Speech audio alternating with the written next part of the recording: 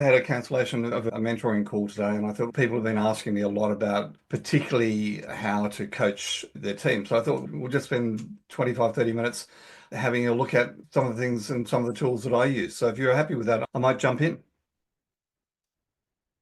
Yeah, Um, please. Yeah, so good. please throw questions in. It'd be great to be interactive. Okay. The first mistake I think many business owners, CEOs make is not defining what they expect of their team. So I'm going to share with you, bear with me, just share with you a basic tool. So this is as part of my mentoring and coaching, I use a system, one of the many systems called top grading. Top grading was developed by a guy called Brad Smart. He was the people head at General Electric in the halcyon days of the halcyon days. I'm trying to think of the CEO's name, I can't remember. I've had a mental block. And he came up with this concept of top grading. And top grading is about not using a traditional position description as we all know it, but using the concept of a scorecard. Now, can you see and read my screen? Yes, we can. Online Okay, chatter. great. Yeah, If, certainly. if at any time the screen is too small, please let me know. Okay. So the thing about scorecard is, first and foremost, so it doesn't talk about things like you need to be proficient in Microsoft, which historically that's been one of the key things. It talks about the mission of the position. First and foremost, so this is a position description or a scorecard for an outside sales rep. I've got lots of different examples we could use. The mission of the position is to increase revenue by finding and closing business. Fairly obvious. There's some warm leads that come in mainly from referrals. And but the key here is about finding leads and closing leads. The key criteria requirements lays it down here as a start. Okay. And we're looking, of course, for people who have the track record of the role that we're looking at. So this is part of it's very much much more defined than a normal position description. Then the measurable accountabilities, the KPIs. We literally, the key is to map these out in detail first. You can see the examples here, quick impact on revenue by quarter, revenue generation by year, average deal sizes. What we're looking for them where we're looking for them to spend their time. In this case, at least 50% of the time prospecting, the other 50% of the time meeting with clients via phone, etc.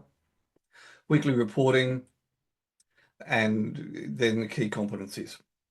The two columns here, interviewer rating and comments, under the top grading methodology, there's a much more extended interview process with multiple interviewees.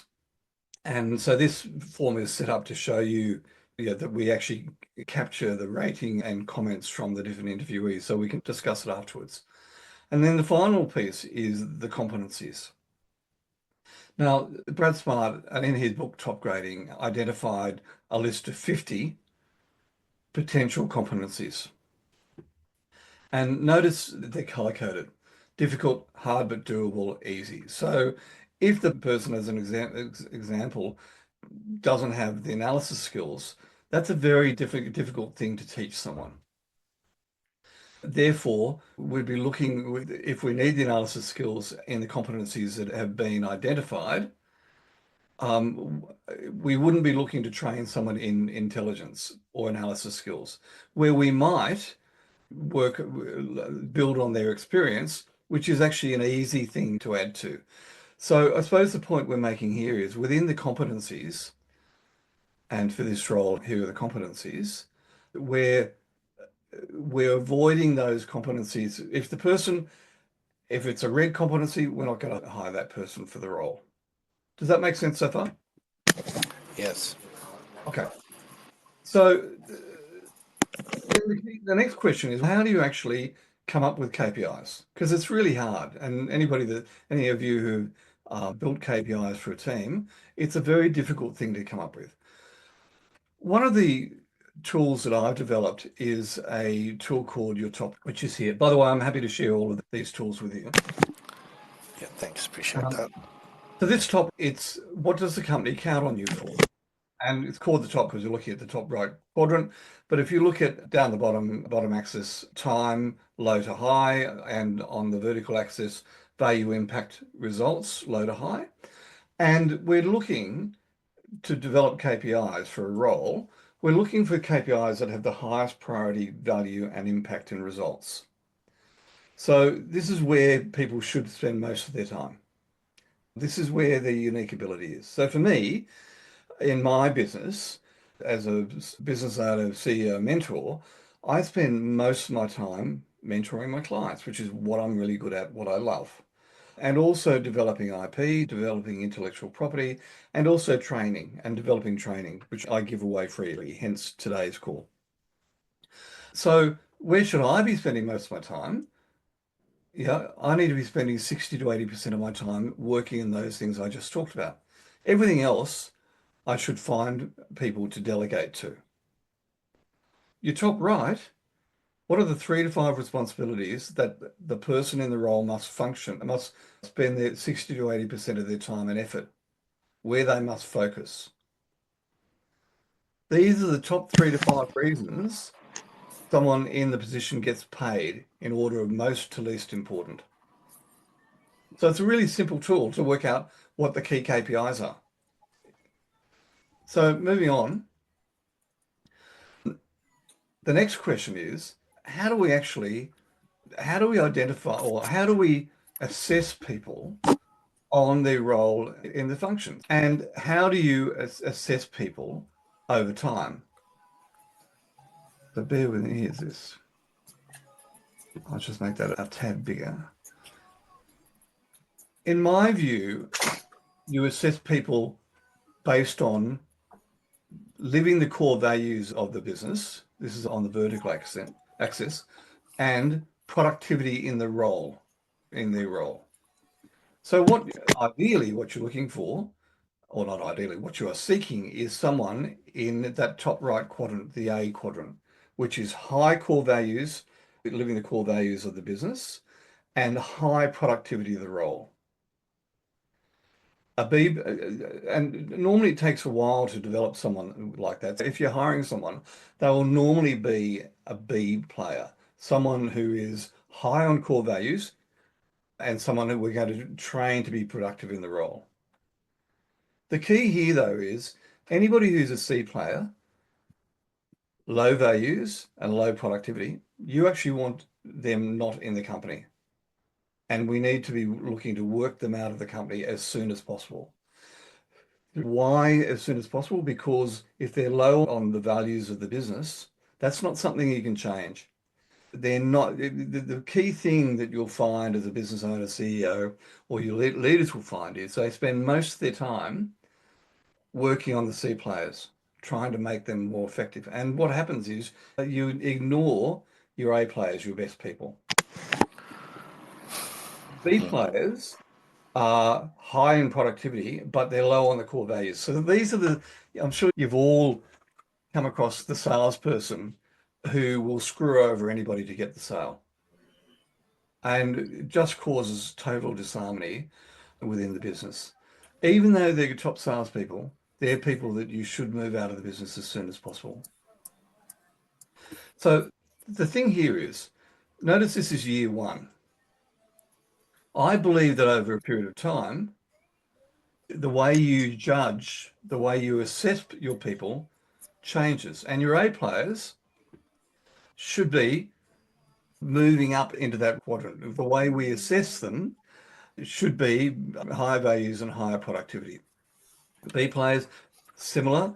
C players and toxic C players, once again, if someone is high on values but just is not productive, we should be moving them out of the company earlier on. And then finally, year three, our assessment gets tougher and harder again. Any questions at the moment? There are I've been in a couple of these situations, specifically with the C players, right? Specifically in early stages of business. Yep.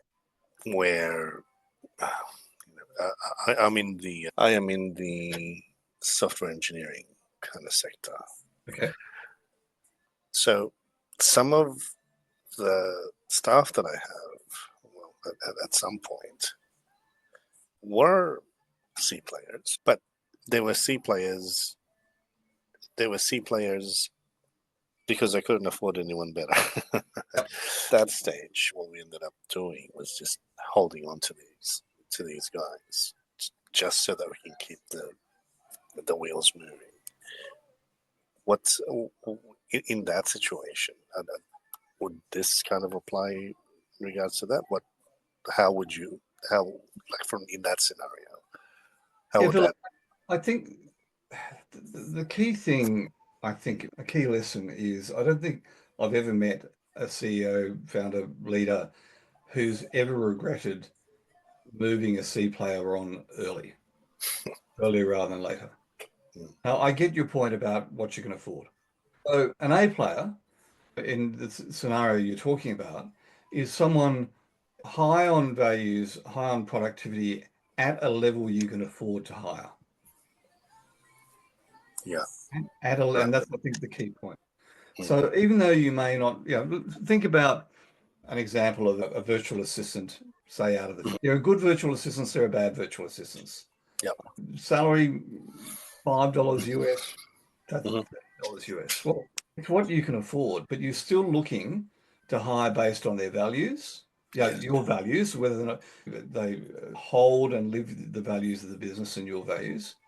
And once again, you train them to be productive. So I would argue that even at a VA, which is, look, I've got three of them, and they're most important in my business, but I will always still go to hire a high B player and then train them to become a highly productive A player.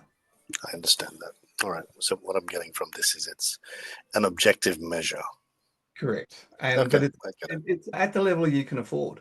Yeah. I'm not going to hire a $300,000 CFO in my business now. I have in the past, but I will take tax advice from someone like that on an outsourced basis. Yeah, that makes sense. Makes sense. All right, now that does make sense.